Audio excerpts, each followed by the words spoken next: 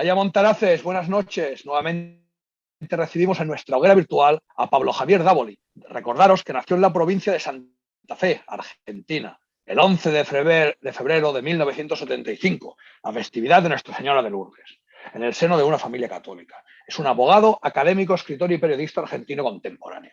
Cursó sus primeros estudios en los Hermanos Maristas, licenciado como abogado en la Facultad de Derecho y Ciencias Sociales de Rosario de la Pontificia Universidad Católica Argentina a principios del año 2000. Ha cursado la maestría en Inteligencia Estratégica Nacional de la Universidad Nacional de La Plata y el doctorado en Derecho de la facultad antes mencionada. Desde el año 1995 se ha desempeñado como docente de diversas asignaturas. Autor de varios libros, también ha escrito decenas de notas y artículos sobre diferentes temas de filosofía, política, geopolítica, política internacional, derecho político y derecho constitucional. Materias estas en relación a las cuales también ha dictado gran cantidad de disertaciones y conferencias en distintos ámbitos.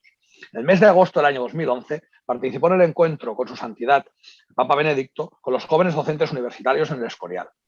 Fundó el Instituto de Derecho Político del Colegio de Abogados de Rosario, dirigiéndolo durante varios años. Desde el año 2011 pertenece a la Comisión de Evangelización de la Cultura del Arzobispado de Rosario y preside el Ateneo Cruz del Sur. Desde principios del año 2014 conduce, junto al doctor Lucas Carena, el programa semanal La Brújula. Ha editado varios libros, algunos de ellos Eneas, uno de los cuales, el de la COVID, lo presentamos con nosotros, y parte de su trabajo, como ya comentamos otra vez, se puede encontrar en su página web, www.pablodavoli.com.ar. Hoy tenemos a Pablo para hablar del peronismo, que es ese gran digámosle, proyecto histórico y tiempo histórico en la política argentina, que es tan desconocida en España y en lo cual, pues como he comentado antes, digámosle, reclamándose peronistas, hemos visto defender lo mismo, lo de enfrente, lo de abajo, lo de arriba, lo siguiente y lo contrario. Y entonces, pues es algo que bueno, teníamos muchas ganas aquí nosotros de hoy. Realmente es nuestra segunda conferencia. Nosotros hemos hecho varias presentaciones de libros, hemos hecho las bibliotecas del Club de Lectura, pero como conferencia per se, la otra fue el primer concilio, hecho por Eduardo Alcántara, y esta pues será nuestra segunda conferencia, que realmente estamos muy contentos de poder realizar, y para nosotros es muy interesante porque el peronismo es ese gran desconocido de la España de ultramar. Muy buenas noches, Pablo. Buenas noches y como siempre, muy contento de estar con ustedes y muchísimas gracias por la invitación. Así que gracias por la presentación y bueno, como decía, muy contento de estar con ustedes. Me gustó mucho aparte esta referencia de la España de ultramar. Como ustedes saben, soy un defensor de la identidad y de la vigencia de la ecúmene hispánica, de la que todos formamos parte, a ambos lados del Atlántico, que es nuestro mare nostrum. Así que, bueno, quiero resaltar especialmente y congratularme con esa expresión que has utilizado. Miren, yo les propongo, si quieren, que lo dialoguemos, porque ciertamente que el tema tiene una vastedad enorme, es un tema, ya que hablaba del Atlántico, es un tema oceánico. Sí me voy a permitir, más allá de esta propuesta, de esta sugerencia que me permito hacerles, de que sea algo dialogado, tipo ping-pong, pero sí me voy a permitir comentarles o principiar por algo que creo que al propio Perón le hubiera gustado, ¿no?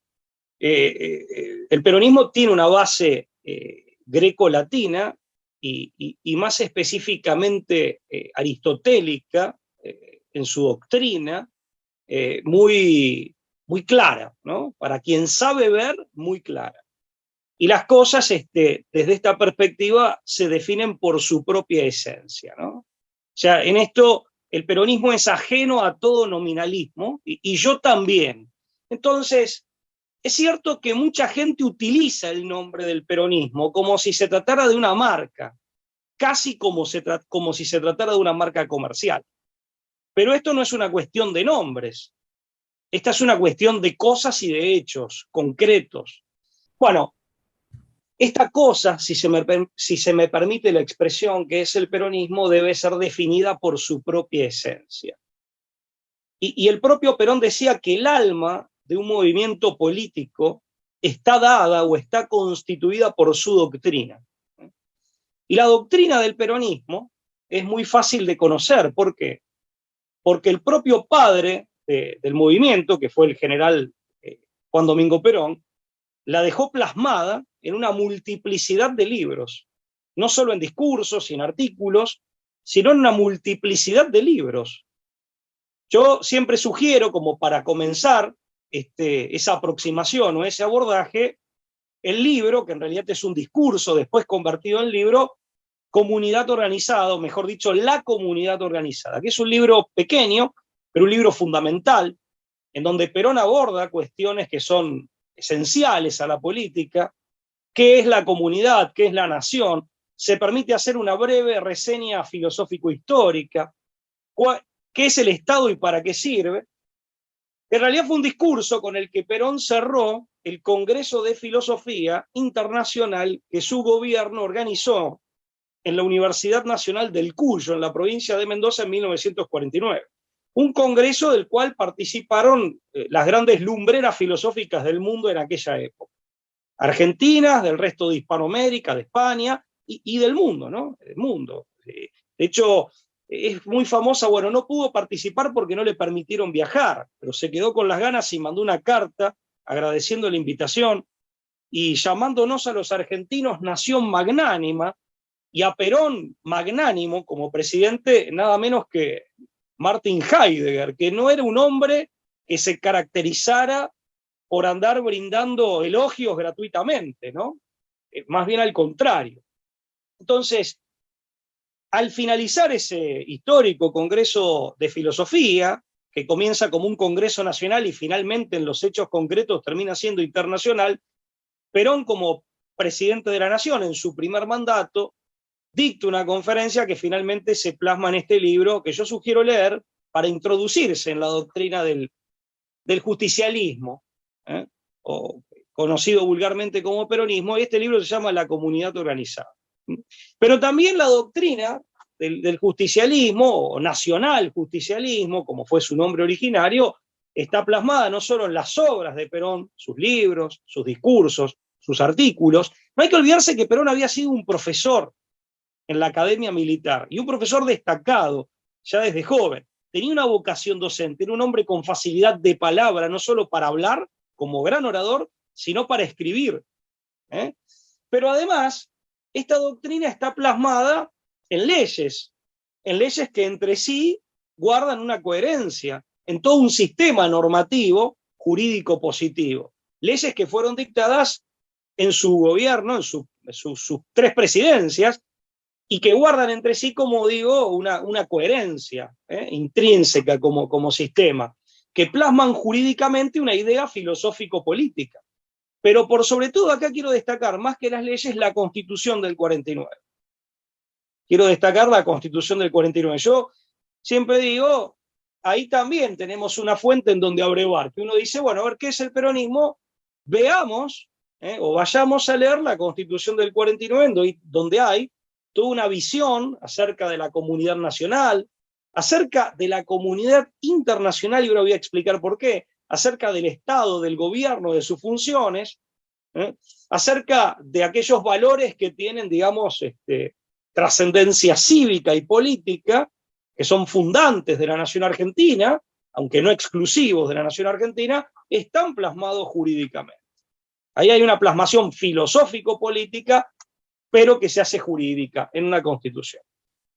Al respecto sugiero, para el que quiera indagar, yo se lo puedo facilitar vía correo electrónico, hay un texto oficial del gobierno argentino, fue el famoso discurso que da el miembro informante de la comisión redactora de la Convención Nacional Constituyente de 1949, que era un entrerriano, el doctor Arturo Enrique Sampay, un hombre que ya para la época era muy prestigioso, había escrito, entre otras cosas, La crisis del Estado de Derecho liberal burgués, un gran politólogo y jurista argentino, y él da un discurso, era el miembro informante de la comisión redactora, y en calidad de tal, él dicta un discurso en esa histórica Convención Nacional Constituyente, que bueno, yo tengo acá una versión que usaba cuando era estudiante, que se llama La Reforma Constitucional, del año 49. Es una edición oficial que en su momento hizo el gobierno argentino, se consigue en las bibliotecas jurídicas en Argentina con relativa facilidad. Yo esto lo pongo a disposición también. Bueno, ahí podemos averiguar también. Después hay una obra de gobierno, en hechos concretos. El peronismo es el peronismo de las tres banderas. ¿Cuáles son esas tres banderas conocidas, famosas, que orientaron la política real, práctica del peronismo? Bueno, concretamente la soberanía política, la independencia económica y la justicia social. Pero no como puede llegar a plantearlas, a ver, cierto pensamiento, sobre todo estos dos últimos por ahí, corridos hacia la socialdemocracia al estilo de algunos países europeos, que plantean como una en desmedro de la otra. Como decir, bueno, hay independencia económica, pero hay que hacerle un lugarcito a la justicia social, como si una cosa viniera a robarle un poco de espacio a la otra, fuera en desmedro de la otra, y aquí se tratara de una salomónica distribución de lugares. No, en absoluto. El peronismo lo plantea como diversas caras de una misma moneda, como diversas facetas de un poliedro que se apoyan mutuamente. No hay soberanía política sin independencia económica, pero tampoco hay, hoy diríamos, desarrollo e independencia económica, al menos no sostenible en el tiempo, sin justicia social. No es que vengo a cercenar un poco de un principio para hacerle lugar al otro. Nosotros somos gente, digo nosotros porque yo comulgo con estas ideas, al menos en la puridad de estas ideas, que creemos en la coherencia intrínseca de estos principios, que en definitiva pensamos que estos principios constituyen diversas aristas o metas intermedias del objetivo final, que es el bien común, y que por lo tanto se potencian, se refuerzan recíprocamente. Hay entre ellos, y esta es la habilidad del político, del estadista, saber establecer mecanismos, procedimientos, políticas de sinergia positiva que hagan que cuando crece el uno, crece el otro. Entonces ahí se van a, vamos a utilizar una palabra que por lo menos aquí en Argentina hoy está muy de moda, se van a empoderar mutuamente estos principios. No es que se cercenan entre sí, porque ahí, amén de que hay una falsa concepción de los mismos, que delata un error conceptual al respecto, también estamos nivelando a la baja y nosotros queremos nivelar hacia la alta. Fíjense que en esto el peronismo, cuando planteamos el tema de la propiedad privada, fue un multiplicador de la propiedad privada. Mucha gente que cree que el peronismo vino a limitar la propiedad privada. No, vino a expandirla, vino a hacer que los sectores más humildes de la República Argentina accedieran, gracias al impulso de su propio trabajo, a la propiedad privada, que se conviertan en propietarios de una casa, de un automóvil, etc. La obra de gobierno también se ve claramente reflejada, más allá de estas banderas, por ejemplo, en ciertos aspectos industriales, tecnológicos, que se lograron pese a que el Plan Marshall establecía, y esto es poco conocido, pese a que el Plan Marshall establecía que los países destinatarios de la ayuda del Plan Marshall, que eran obviamente países de Europa Occidental, Central y Occidental, no nos compraran nuestras materias primas, al menos no en gran cantidad como era lo habitual en nuestro comercio exterior, ni tampoco nos transfirieran tecnología utilizable para el desarrollo de industria pesada, que era lo que la República Argentina no tenía, pese a la sustitución de importaciones impuesta por las circunstancias de la Segunda Guerra Mundial. Y pese a esta gran restricción que implicó para nuestro país esta condición a los países europeos del Plan Marshall norteamericano, aún así todo, fíjense que en los dos primeros gobiernos del general Perón tenemos, entre otras cosas, la fundación de la primera aerolínea de bandera nacional de toda Hispanoamérica, en realidad de toda Latinoamérica, vamos a incluir, o Iberoamérica, vamos a incluir a Brasil, ¿no?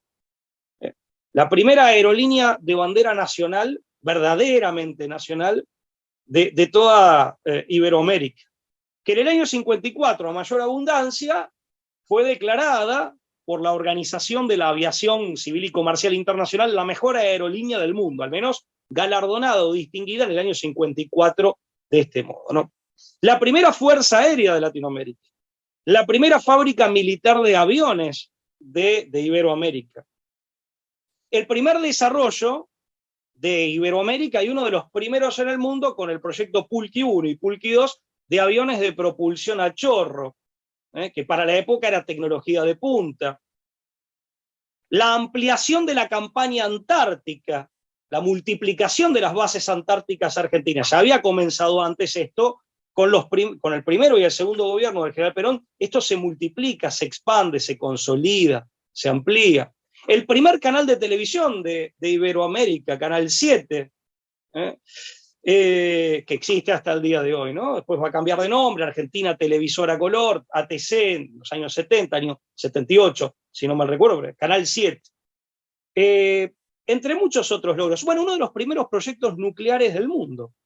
Si bien en un primer momento con una línea de investigación que finalmente demostró, digamos, tratarse de un callejón sin salida, pero la instalación de bases para la investigación nuclear habrá sido la cuarta del mundo. La alemana ya no existía, ¿no? Los famosos, las bases adentro de las montañas en Peenemünde habían sido bombardeadas, Alemania había caído en el 45, o sea, yo creo que es anterior al soviético seguro, que recién aparece gracias a ese tráfico clandestino de secretos atómicos de cierta gente de Estados Unidos vinculados al Partido Comunista, pero anterior al soviético, anterior al inglés tal vez no, pero al francés muy probablemente sí. Mire, uno de los primeros del mundo.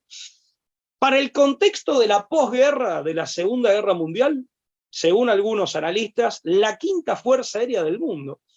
Eso era la Argentina, digamos, las políticas, y todo esto con justicia social.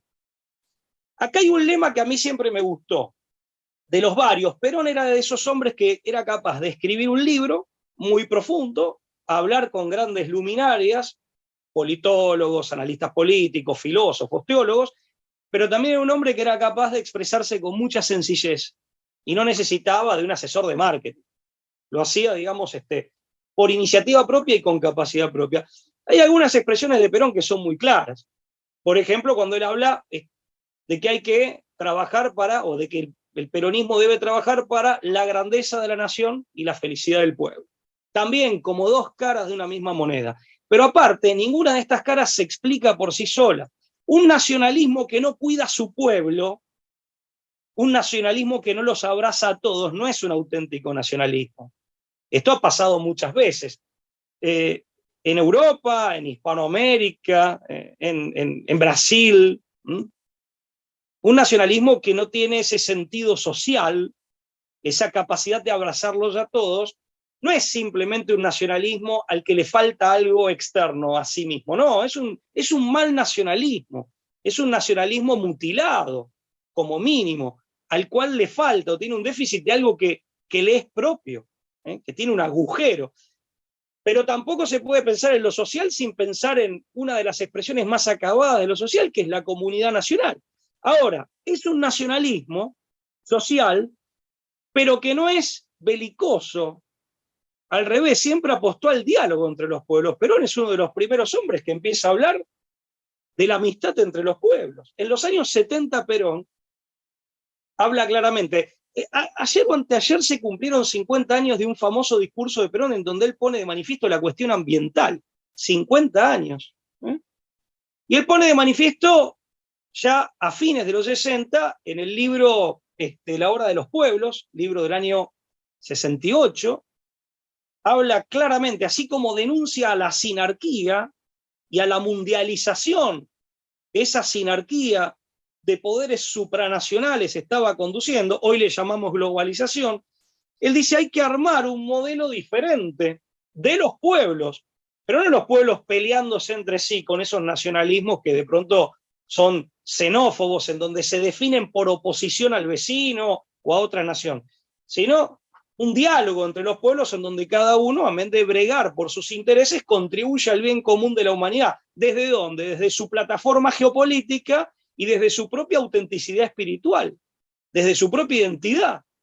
Hoy se habla en Europa, sobre todo, de identitarismo. Bueno, acá el objetivo de la identidad, pero la identidad que le provee algo al mundo. Y en esto, el peronismo no solo es una expresión de una cadena histórica argentina que hunde sus raíces, por ejemplo, al federalismo argentino de los años, del siglo XIX, sino que es expresión de la tradición hispánica. Porque, a ver, amén de que el peronismo, digamos, fue profundamente hispanista, profundamente hispanista, siempre se asumió esencialmente argentino y al mismo tiempo, o precisamente por esta misma razón, raigalmente hispánico e hispanista en su política y también occidental. Y también occidental. Al respecto, acá tengo un libro que también, en todo caso, lo pongo a disposición. Son dos discursos famosos de Perón, Romanidad e Hispanidad en América. Son dos famosos discursos del general Perón, Romanidad e Hispanidad en América. Yo esto lo voy mencionando no para andar mostrando libros, sino por si alguno está interesado para acercárselos. Uno es un discurso que pronunció Perón, siendo presidente argentino, en la Academia Argentina de Letras, con motivo del entonces así llamado Día de la Raza, y como homenaje en memoria de don Miguel de Cervantes Saavedra en el 4º centenario de su nacimiento, 12 de octubre del 47. Y el otro es un discurso que Perón da en la Federación de entidades argentino-italianas, también por aquellos años. Ustedes saben que Argentina, obviamente, su madre patria es España, pero nosotros los argentinos decimos, bueno, pero también tenemos otra madre patria que es Italia, porque, bueno, fíjense, yo, de mis 8 bisabuelos, 6 eran italianos, y esto es una realidad muy común en Argentina, ¿no? De distintas partes de Italia. Entonces, y Perón es interesante ahí, porque él le dice, dice, nunca un italiano va a ser un extranjero en Argentina. Obviamente, si esto se predica respecto de un italiano, imagínense respecto de un español, mucho más. Es interesante todo lo que Perón dice, bueno, de la obra de España en América, y fíjense, él llega a hablar aquí, en este discurso por el Día de la Raza, llega a decir, habla de la raza espiritual, ¿no? Que proviene de la hispanidad, y de lo que en este discurso él llama América, empresa de héroes, es uno de los subtítulos, pero habla de la grandeza de España, justamente que le permitió asumir o acometer esta empresa de héroes. Y acá quiero citar, esto me estoy desviando, ustedes pregúntenme, ¿no? Pero Perón crea, entre otras cosas, de las tantas que creó, cuando asume la presidencia, un instituto dedicado a los estudios étnicos, dedicado a racionalizar científicamente la etnicidad argentina, un instituto etnográfico nacional. Obviamente cuando lo voltean a Perón en el 55, eso como tantas otras de sus creaciones se murió, pero los documentos están en la biblioteca del Congreso de la Nación Argentina y deben estar en Biblioteca Nacional. Y ahí se pone de manifiesto algo y convoca a muchos antropólogos de la época, muchos de ellos no eran peronistas, los convoca igual. Había uno, Rodolfo Kusch, que era hijo de alemanes, de inmigrantes alemanes, esos de apellidos con K, Kusch, interesante, que dice, mire, en todo Hispanoamérica, no solo en Argentina, hay una multiplicidad de raíces que se sintetizan, que hacen síntesis. Y cada pueblo hispanoamericano, obviamente, estamos todos hermanados y unidos a España, pero cada uno es una síntesis propia. Ahora, el elemento español no solamente es un elemento predominante por lo cuantitativo y porque está de la California, que en realidad era mexicana, a la Tierra del Fuego. No solo por lo cuantitativo y por su extensión y por ser el elemento unitivo, sino que además España, ¿qué aportó? O el elemento étnico hispánico, ¿qué aportó? La forma. La forma. O sea, el elemento hispánico no solo es dominante porque de México a la Tierra del Fuego es el que nos une a todos, es el común a todos y es dominante por su cantidad, sino que además es el que permitió que todos los demás se abroquelen y se sinteticen. Le dio a América la forma, porque América antes de la llegada del español era un pluriverso, pluriétnico. Y aquí solamente hubo, no solo por el orden político jurídico, por el orden que ante todo es espiritual, moral, y me atrevería a decir incluso emocional, es psicosocial y espiritual. España generó, amén de aportar su sangre, lo que aportó fue el molde donde todas las demás estirpes lograron hacer síntesis y dar nacimiento a las naciones hispanoamericanas, que son naciones hermanas, son hijas de España, pero cada una tiene un rostro propio. Cada una hace síntesis propia. Pero esa síntesis solo ha sido factible gracias al elemento español. Por eso Kusch decía, España no solo aportó su espíritu, su sangre, sino que aportó la forma. Una expresión de esta forma que permite hacer síntesis a las identidades hispanoamericanas es político-jurídica y fue la gran estructura imperial que montaron los austrias. Yo soy un gran admirador de Carlos y de Felipe. Los austrias, la obra de los austrias no ha sido superada. Y la obra de todos los españoles que acompañaron a los austrias, y después acá se sumó la gente que era autóctona de América. Porque no es que, porque se sumó mediante el enlazamiento matrimonial, la conformación de familias, pero se sumaron en lo político, se sumaron en la vida social. Fue integrador. Por eso a veces, cuando se habla del multiculturalismo en Francia, en Inglaterra, o en Canadá, en Estados Unidos menos, aunque algún autor liberal, uno dice qué distinta que es la visión que tienen, pero porque vienen de una experiencia histórica diferente. Y por eso también es una visión atravesada por lo problemático, o de carácter problemático, que es incapaz de dar soluciones. Al revés, como decimos acá en Argentina, parece como que echan leña al fuego. Cuando quieren solucionar el problema, pareciera que lo agravan más, ¿no?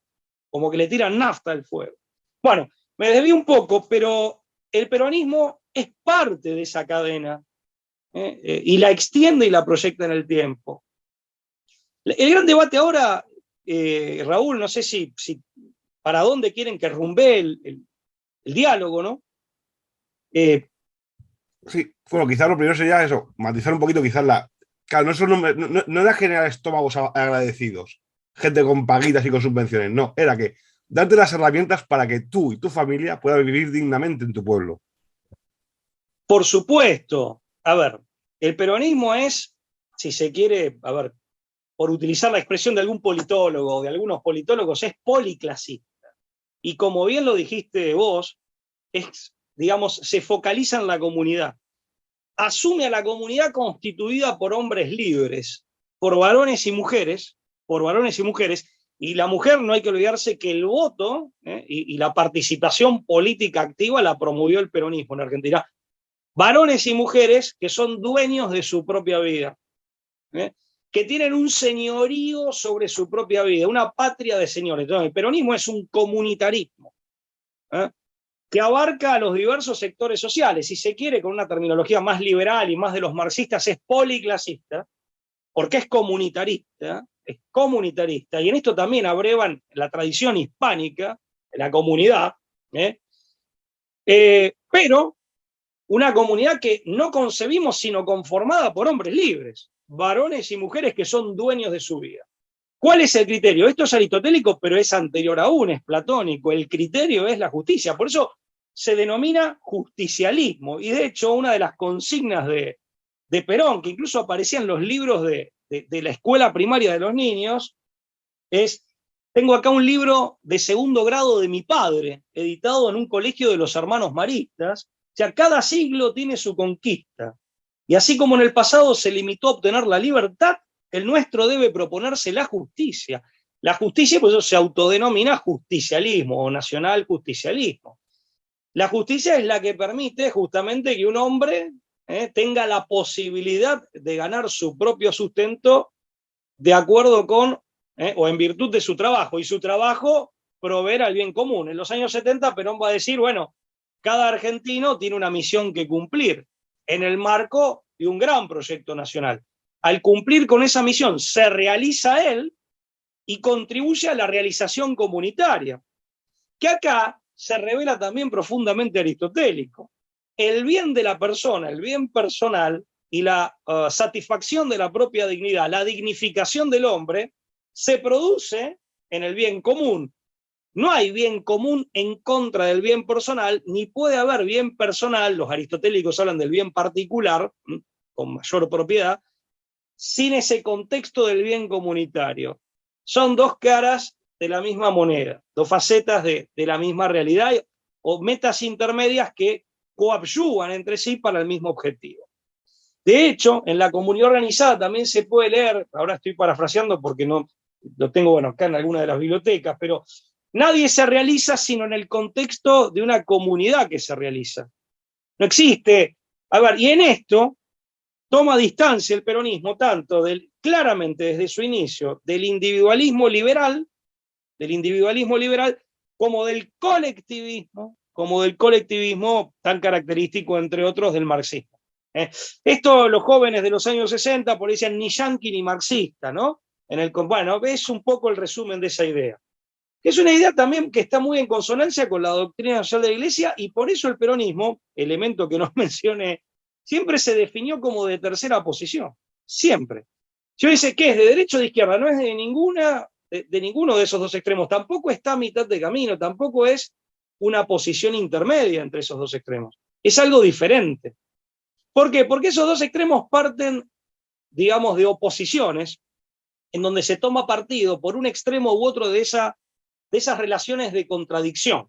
En cambio, el peronismo, al revés, busca la armonía, busca la coherencia. Por eso digo, tiene una raíz claramente aristotélica, o una base aristotélica, pero tiene una raíz más profunda aún platónica, y la justicia, recuerden que en Platón la justicia era el elemento ordenador de la comunidad, que permitía que cada uno estuviera en su lugar, haciendo lo que mejor hace para la comunidad y mejor hace para él, siendo feliz él.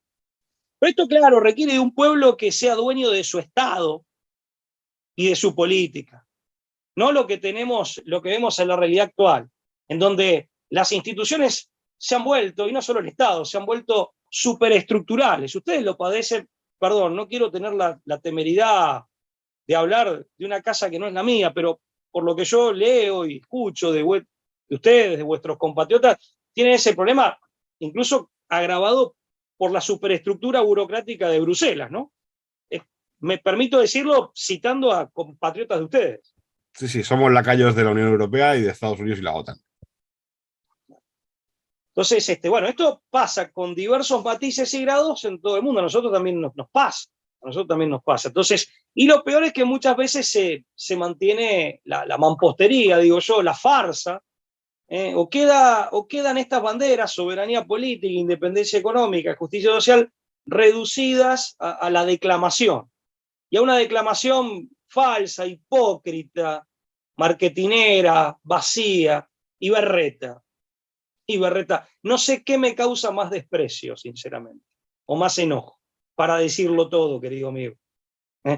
Porque lo que tenemos es, como resultado, lo contrario de lo que buscábamos. No hay grandeza de las naciones, y de cada nación en particular, cada una tiene que brillar conforme a sus cualidades y características, ni hay felicidad de los pueblos, salvo que alguno de ustedes esté convencido de que los pueblos son felices. A mí me da la impresión de que no. No, para nada. Si estuviéramos felices no estaríamos quizá aquí la gente disintiendo, ¿no? Tengo una pregunta que me han mandado antes. Tengo unas preguntas de los montanaces, que algunos que no pueden venir. Y una es que como movimiento de tercera posición, que es el peronismo, es una evolución de los fascismos no truncado por la guerra, o no lo es y no tiene que ver. Y si no lo es, ¿qué es lo que le diferencia? Y si lo es, ¿qué es lo que heredó de bueno de ellos? A ver, primero, el concepto de fascismo es problemático, y vos muy bien hablaste, como hacen dos autores franceses, Gaujon y Buron, de los fascismos en plural, ¿no? Ni muy ni tan me atrevería a decir. A ver, los fascismos son una tercera posición, o cada uno de ellos lo es a su manera, ¿no? Si admitimos que hay una pluralidad de fascismos, y esa pluralidad va más allá de lo meramente superficial, ¿no? Y el justicialismo es una tercera posición, pero también lo es la doctrina social de la Iglesia, o los principios de la doctrina social de la Iglesia, que tienen una enorme consonancia con el peronismo, también lo es. Eso por un lado. En segundo lugar, una diferencia importante con el fascismo italiano, que es el fascismo en puridad, en sentido estricto. En el peronismo, en el justicialismo, tanto en la teoría como en la práctica, se le dio, digamos, El Estado es muy importante, de hecho asumió un rol muy protagónico, eso se ve en la Constitución del 49, en la obra de gobierno, pero el sujeto político por antonomasia es la comunidad nacional. En cambio, en el fascismo, al menos en algunas de sus expresiones e interpretaciones, el Estado tiene una gravitación mayor, y muchas veces hasta se confunden nación y Estado. Tal vez nosotros, por nuestra experiencia hispanoamericana, nosotros los hispanoamericanos estamos desde el siglo XIX, esto lo dice un filósofo político boliviano, la expresión política más espontánea desde hace 2 siglos en Hispanoamérica es la rebelión, es el motín, dice este hombre de Bolivia, el motín. Claro, pero ¿por qué? Porque hay construcciones político-jurídicas, político-institucionales, que patean para otro equipo o que son cooptadas. Ahora los estadounidenses parece que descubrieron esto, hablan del Estado profundo, bueno, ya hace algunos años que hablan del Estado profundo. Entonces, la expresión política fundamental, ¿cuál es? El motín. Saben que siempre me acuerdo en España de Fuenteovejuna. Pero es interesante porque cuando va el emisario de Fernando e Isabel, vuelve y le dice a los reyes, en realidad esta gente de Fuenteovejuna tienen razón. O sea, había un poder superior que le termina dando la razón a los pobladores de Fuenteovejuna.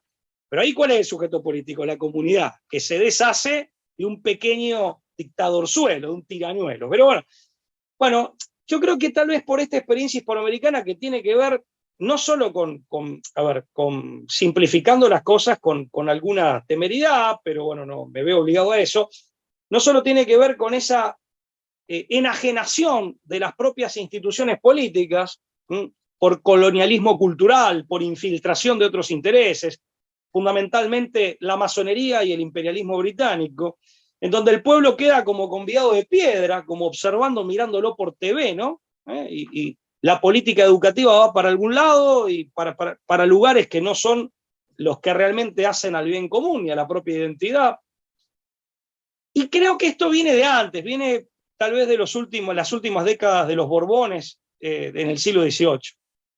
No en vano el proceso independentista se da, obviamente, digamos, sabemos de la mano británica atrás, porque el imperialismo británico monta su estructura o la consolida y la expande sobre los despojos del imperio español, que yo digo ya era un imperio hispánico, no solo español. Obviamente fundado por españoles, eso está claro, ¿no? Indiscutible, pero todos participaban de él.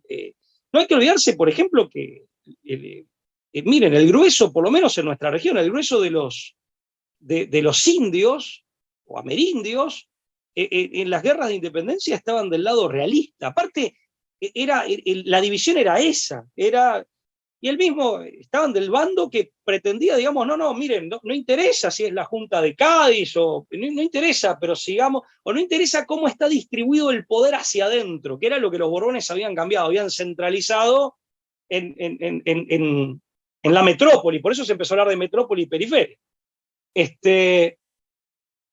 Y aparte los que se rebelan acá eran criollos, o sea, étnicamente eran españoles americanos. Este es un dato interesante, por lo menos en nuestra región, pero es historia, es compleja, la mano británica estuvo, pero bueno, volviendo al tema, volviendo al punto, tal vez por esta última experiencia en la etapa borbónica, que el imperio se deshace, y esto de que Inglaterra aprovecha y expande su imperialismo, monta su estructura imperialista, porque no es un auténtico imperio, es de expoliación y explotación, eso no es imperio, eso es Fenicia, es Cartago, no es Roma. España fue Roma. En cambio, los ingleses hicieron, o la élite británica hizo Fenicia, hizo la reedición de Cartago.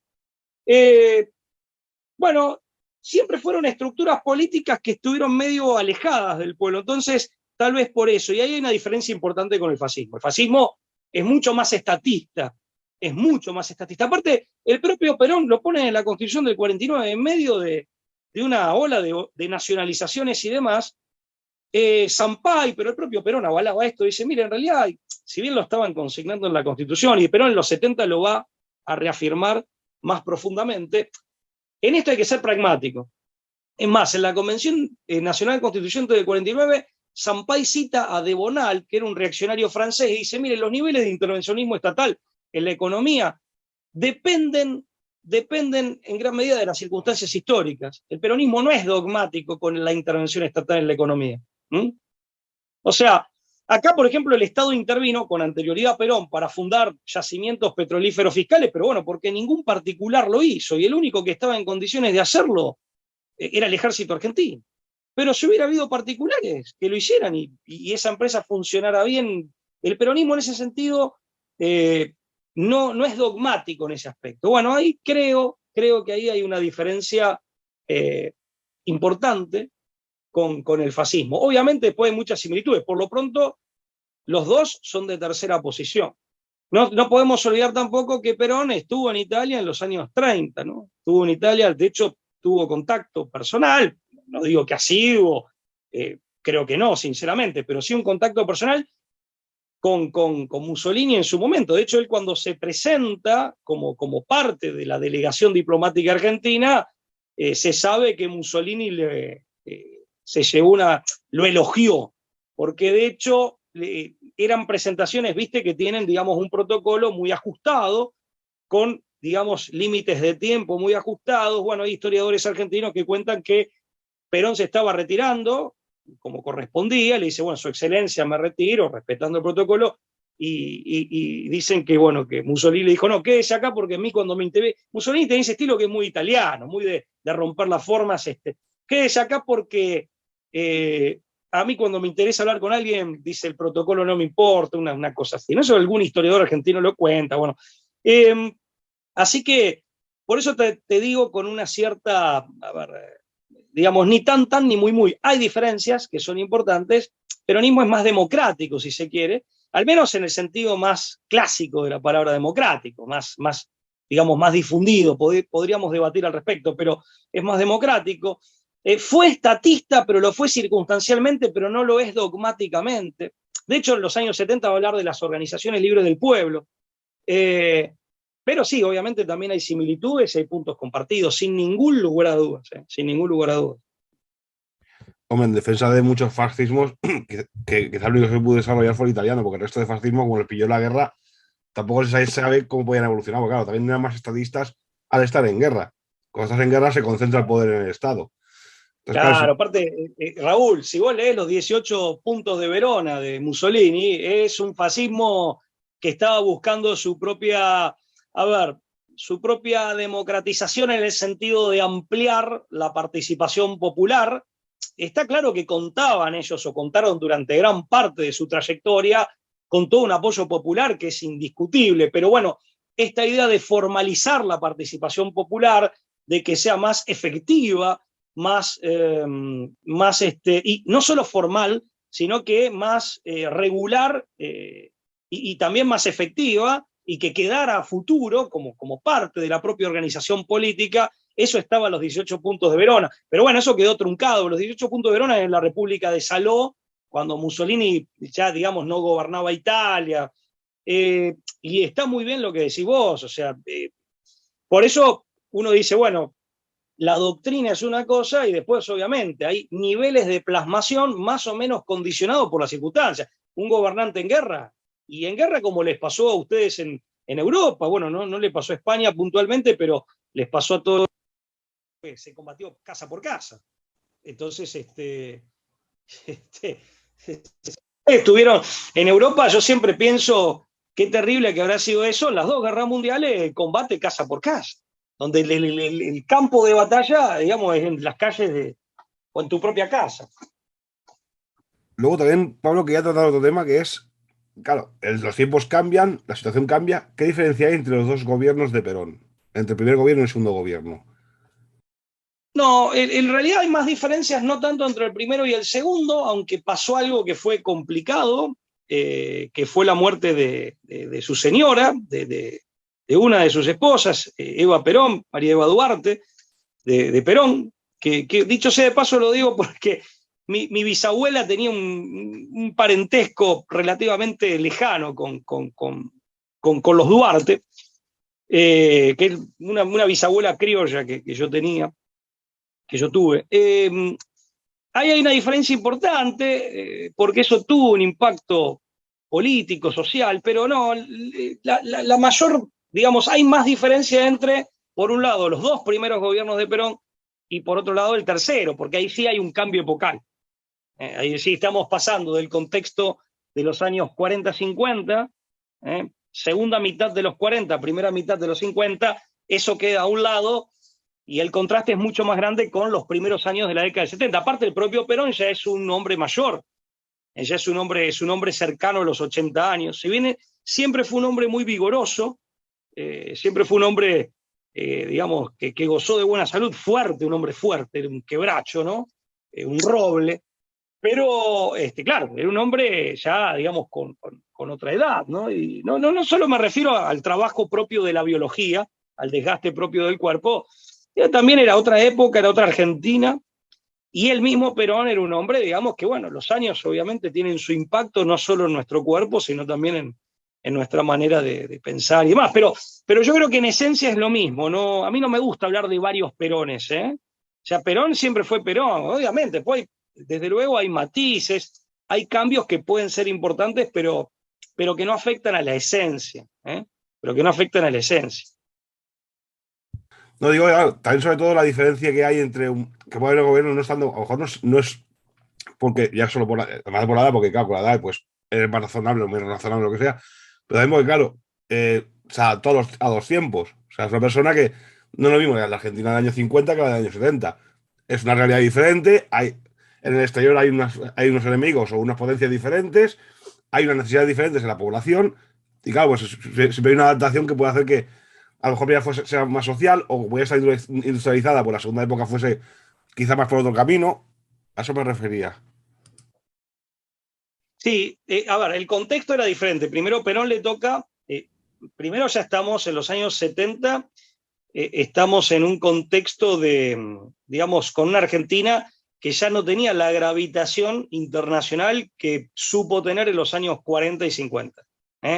Eso en primer lugar. Segundo, a Perón ya agarra, si bien no a los niveles de hoy o de las últimas décadas en Argentina, pero ya agarra un país que, por ejemplo, Perón se había encontrado con un país sin deuda pública, sin deuda externa, al menos, en los años 40. En los años 70, si bien la problemática de la deuda pública, y más específicamente de la deuda pública en dólares, que es prácticamente en su totalidad externa, no tenía ni por asomo la envergadura que ha adquirido en las últimas décadas, pero ya se encuentra con un país endeudado, con un país que forma parte del Fondo Monetario Internacional, con un país que en definitiva había quedado con parte de los cuadros de las Fuerzas Armadas argentinas que ya habían sido formados o que en su formación habían recibido el influjo doctrinario y estratégico de West Point y del Pentágono. O sea, es otra Argentina. Hay un país en donde, bueno, el problema de la guerrilla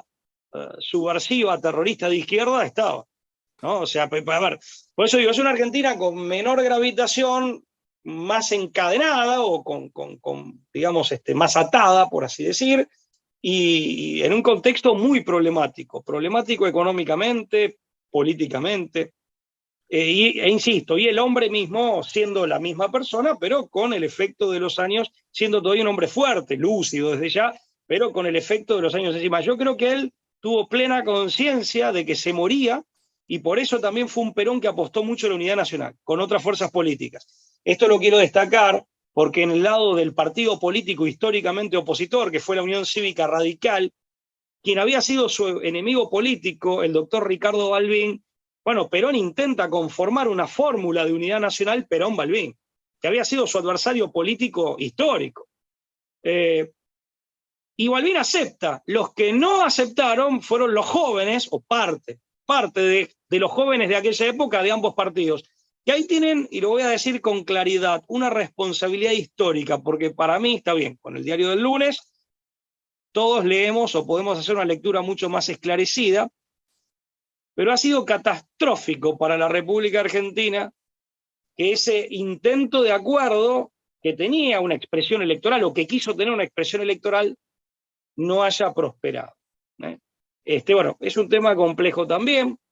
En el medio quedó la señora de Perón, la tercera esposa de Perón, que fue la primera presidente mujer de toda Latinoamérica, la señora María Estela Martínez, Isabel, que vive en España, y esta señora quedó en el medio de este enorme problema y lo afrontó con una enorme dignidad, como ha afrontado con una enorme dignidad todo lo que le pasó después. El destrato que tuvo que soportar, primero aparte de ser víctima de un golpe de Estado y ser, una vez que que Perón había muerto, queda de presidente, era la vicepresidente, el destrato estuvo presa y después en una situación de exilio político y de ninguneo, como decimos en Argentina, no sé si usa la expresión en España, de ninguneo político. Esta señora hasta el día de hoy ha soportado con una enorme y digna de admiración, dignidad, todo eso. Y bueno, ustedes la tienen en vuestro país, residiendo como alguien más, ¿no? Bien, eso yo lo quiero destacar y es mi modesto, pero muy sincero homenaje a esta señora.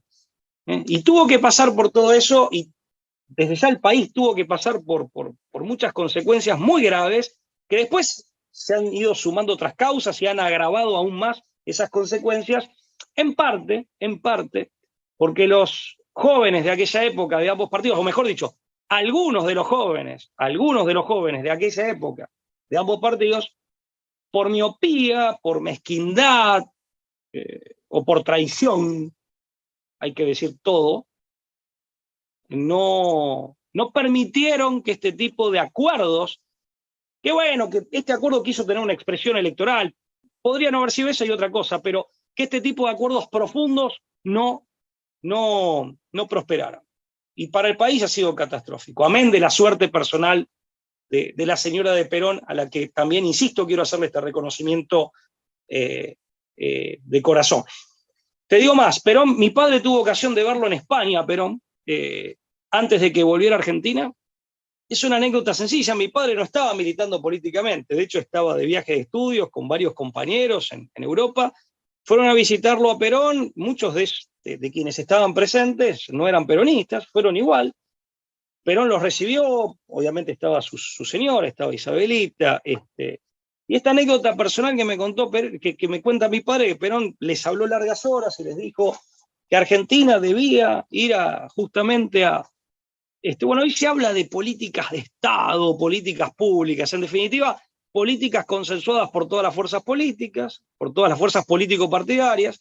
Esas políticas deben conformar un proyecto nacional. Lo ideal de ese proyecto nacional es que esté plasmado constitucionalmente, al menos sus ejes y fundamentos, y que, los radicales y los peronistas, clásicos obviamente, de aquella época, que eran fieles a sus raíces, tenían que tener una alternancia en el poder democrático, cada uno con su estilo, pero en definitiva siguiendo esos grandes lineamientos de un gran proyecto nacional argentino. Aparte, Perón lograba advertir los problemas de la época, y lograba advertir, por ejemplo, el problema ambiental, lo mencioné, pero también pensemos que en el 74 se produce la conferencia de Bucarest. El Papa Pablo VI dijo que en la conferencia de Bucarest se jugaba el futuro de la humanidad. Que hay un libro que quiero destacar de un autor argentino, Paulo G. Ares, Perón versus Kissinger. Es otro libro interesante, Perón versus Kissinger, la revolución armoniosa peronista versus la razón instrumental economicista. El subtítulo dice muchísimo, y suscribo que hay una oposición radical. Por eso yo decía, nosotros somos gente del logos, en términos griegos, que busca la armonía en la justicia, en donde todos tienen lugar, nadie sobra en la comunidad. Y por eso para nosotros no hay grandeza nacional sin felicidad del pueblo, pero tampoco hay felicidad del pueblo sin grandeza nacional. Y algo que me quedó pendiente de una respuesta que te quería dar. Este es un movimiento policlasista, comunitario, pero de trabajadores. La grandeza está en el trabajo. Por eso somos enemigos de la usura, pero también de los vagos. Somos enemigos de los explotadores, de la explotación, la expoliación. Pero también somos enemigos de la pereza. Cada argentino debe conocer su misión y realizarla. Y esto es válido para cualquier pueblo del mundo, de acuerdo con sus propias características. En el 74, la comisión, la delegación estadounidense va a la conferencia de Bucarest, organizada por Naciones Unidas, con la idea de implementar, ya se había convertido en política de Estado, los lineamientos de control demográfico y reducción demográfica del memorándum 200 que Kissinger había elevado en su momento al presidente de los Estados Unidos.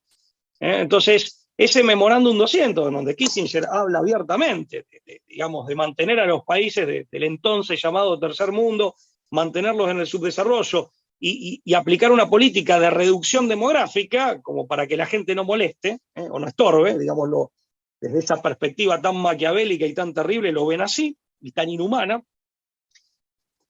se había convertido en política de Estado de los Estados Unidos a través de un segundo memorándum elevado del Departamento de Estado a Presidencia de los Estados Unidos, que ya creo que era el 356, ahora no recuerdo el número, y esas eran las instrucciones de la delegación estadounidense, que esto se convirtiera en política oficial de Naciones Unidas. Si algo de esto había, y Perón es uno de los primeros en denunciarlo desde España, cuando Robert McNamara asume en el año 66 o 67 como presidente del Board del Banco Mundial, que le ofrecen créditos blandos a México a cambio de políticas o condicionándolos a políticas de reducción demográfica. Perón sabía que se moría, y de hecho murió en el 74, el 1 de junio, antes de la conferencia. Muere Perón antes de la conferencia, pero planifica muy bien la actuación, la estrategia de la delegación argentina, de manera tal que esta delegación, insisto, Perón había muerto el 1 de julio, esta delegación va y logra, tiene una victoria diplomática, logra que en las conclusiones de la conferencia no se adopten las pautas o los principios y los ejes políticos de la Comisión Norteamericana que había sido instruida por Kissinger. De ahí el nombre de este libro, que realmente es un libro esclarecedor. Y esto fue realmente gracias a la cabeza estratégica de Perón, que en esto, a ver, también hay que reivindicar que las dotes de gran estadista estuvieron abonadas por una excelente formación militar. De hecho, Perón era un hombre que, digamos, no solo había leído, sino que había comprendido perfectamente a Clausewitz, por ejemplo. Era un hombre formado, digamos, en las doctrinas estratégicas que todos sabemos que son aplicables a la política, como von Moltke, von Clausewitz, etc. El mismo Sun Tzu también, ¿no? No vamos a excluir al maestro de la estrategia china. Pero bueno, esto para contarlo porque, insisto, él tenía una gran capacidad para ver cuáles eran los grandes debates políticos y una gran capacidad para visorar a futuro, que es lo propio o lo característico de un estadista, una gran capacidad para visorar a futuro cuáles van a ser las problemáticas con las cuales los pueblos van a tener que confrontar. Y si bien no usaba la palabra globalización, si vos lees La Hora de los Pueblos del año 68, vas a ver que ya en esa época, cuando él habla de la mundialización de la sinarquía, la que estaba organizando la sinarquía, que en realidad es un concepto francés interesante, él en definitiva se estaba adelantando con décadas a lo que después conocimos como globalización, que es un tipo de mundialización. En realidad el otro tipo, te voy a decir, el otro tipo es, para mí, el modelo, obviamente, con adaptaciones, con modificaciones, eso desde ya, pero en esencia el modelo español, que en el fondo responde al modelo romano. Es cierto que los pueblos del mundo se van acercando con el decurso histórico, pero esto no significa que tengan que perder su autonomía o su soberanía, no significa, o por lo menos no su autodeterminación y su identidad. Entonces, en un contexto de cercanía política y de, digamos, en un contexto en donde, digamos, se torna necesario decidir políticas en conjuntos, son las dos opciones que dijo Perón, simplificándolo, no, son las dos opciones que dijo Perón ya en los años 40. O esto se hace con los bancos, la usura, Pío XI, el imperialismo internacional de dinero, o con los pueblos. Y los legítimos y fieles representantes de los pueblos, de acuerdo con las particularidades de cada pueblo, porque obviamente cada pueblo, y aparte hay familias de pueblo, nosotros los de la hispanidad somos una familia de pueblo. Adentro de la hispanidad cada uno de nosotros tiene sus particularidades, pero somos una familia. Después está la familia de los pueblos árabes, la familia de los pueblos del África Negra, están los pueblos eslavos, etcétera, etcétera. Entonces, ¿esto lo hacen los pueblos o lo harán los bancos? Insisto, reduciendo los términos, ¿no? Pero para simplificarlo. Ese supuesto anticlericalismo que quizá algunos han exagerado, ciertos choques con la Iglesia, ¿no? Algún hecho que hubo ahí luctuoso, algún incendio de iglesias, ¿no? No sé si debido a alguna deriva, la deriva güelfa de la Iglesia. Y claro, los que pues alimentan, ¿no? Este supuesto anticlericalismo, echan mano de López Rega, del brujo, ¿no? Que tanto caso pues, le hacía a María Estela Martínez de Pelón, Isabelita, ¿no? Con esta querencia por la astrología y tal, ¿no? Pero bueno, ya Pablo... Eduard, me gustaría sí. decir al que sea una palabra. Mirá, el peronismo siempre se asumió profundamente cristiano. Declaradamente ha sido así. De hecho, ya no solo en las palabras, en las declamaciones, en la hora de gobierno, Perón, cuando aún no era presidente, cuando formaba parte del gobierno militar surgido, él gana las elecciones en el 46, pero se hace públicamente conocido como ministro de Trabajo y Previsión Social, bueno, entre otros cargos, ministro de Guerra, vicepresidente, en el gobierno surgido o emanado de la revolución del 4 de junio del 43. Y no te olvides que la educación católica en las escuelas públicas, que era un lugar del cual, un ámbito del cual la Iglesia había sido expulsada, es obra del peronismo. Y es obra de Perón antes de ser presidente incluso, ¿no? Entonces, desde luego, para quien no era católico o por alguna razón no quería, había, digamos, una clase en reemplazo, ya no de catequesis, sino una clase, digamos, de moral cívica, pero también en consonancia con los principios cristianos, porque los principios y valores cristianos están en la base misma de nuestra génesis etnocultural. Eso por un lado. La pelea con la Iglesia fue circunstancial, fue meramente circunstancial. Entre quienes más se preocuparon al respecto y trataron de solucionarlo estuvo el propio Perón, y un Perón que estaba en medio de urgencias, un Perón que había sido derrocado en el 55 por la fuerza, que casi es ultimado, y que sinceramente tuvo muchas dificultades como para estabilizar o asegurar su propia situación personal, porque era un hombre que salió del país sin fortuna, sencillamente porque no la tenía. Y durante mucho tiempo, por ejemplo, cuando estuvo en Panamá, tuvo que dormir con una pistola bajo la almohada y unos pocos dólares que tenía para subsistir. Entonces, él fue el primero en tratar de recomponer esa situación, que fue, insisto, circunstancial. Tiene mucho que ver lo que vos dijiste, sectores güelfos, la masonería y la quema de iglesias, al menos según los autores que yo he leído y que han indagado seriamente en la cuestión, lo atribuyen a infiltración. No al pueblo, digamos, no a los partidarios del peronismo, sino a infiltrados, ¿no? Esto hay muchos documentos, basándose en los informes policiales de la época, en los edictos, informes de detenciones, etcétera, policiales de la época, hay varios autores que así lo explican. Pero bueno, desde ya que fue un desencuentro desafortunado que el propio Perón intentó solucionar enseguida, insisto, cuando tenía urgencias que comprometían incluso su subsistencia o su supervivencia. Desde ya, y después hay mucho de mito. Perón, por ejemplo, nunca fue excomulgado. En esto quiero destacar una obra de mi amigo Lucas Carena, que ha escrito al respecto, indagando. También quiero destacar la obra de un gran amigo y joven abogado argentino, historiador, que es el doctor Diego Masieri. No sé si lo conocen. Masieri ha escrito mucho sobre este y otros temas del peronismo y es un conocedor profundo. Y Carena, que es un conocedor profundo de muchísimos temas, también se dedicó a indagar esta cuestión y ambos llegan a la conclusión, entre otros autores, que nunca fue excomulgado. También hay mucho de mitología al respecto que seguramente es interesada. Yo no quería dejar pasar ese punto, es importante porque sí, generó muchas dudas eso. Y sé que en España, en particular, sí, generó en sectores que hasta ese momento miraban al peronismo con simpatía ante ese desencuentro que fue afortunadamente momentáneo, accidental y en gran medida inducido y provocado por factores de poder enemigos e infiltrados. sí, generó mucha preocupación en España, ¿no? Y mucho estupor incluso en muchos sectores. Así que, bueno, aprovecho para dejarlo aclarado. No sé si el tema es vasto.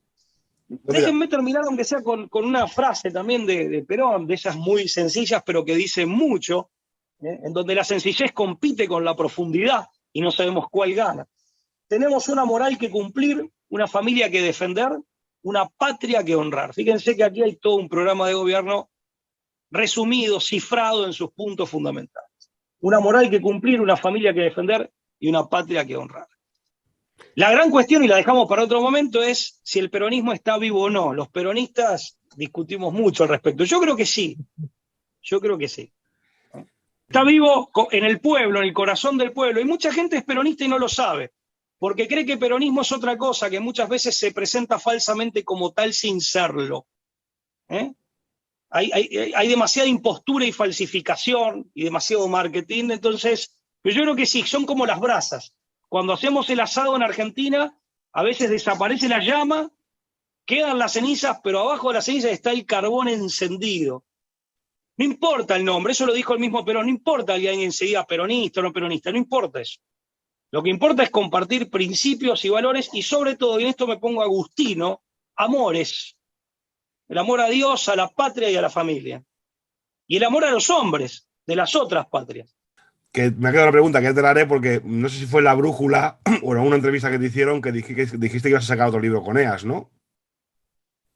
Voy a sacar un nuevo libro, dos libros nuevos con EAS, uno relativo a la emergencia sanitaria, llamémosle así, en realidad a otros aspectos más actuales, mucho más actuales, de la emergencia sanitaria, y los otros dos libritos, y aparte es un libro mucho más voluminoso, y además, sí, un libro en donde hago el parangón entre la obra de España, que dio nacimiento a la ecúmene hispánica, al mundo hispánico, frente al Leviatán, primero británico, luego estadounidense, aunque no abarca a todos los estadounidenses, esto hay que aclararlo bien, no abarca desde ya a todos los estadounidenses ni a todos los ingleses tampoco, obviamente.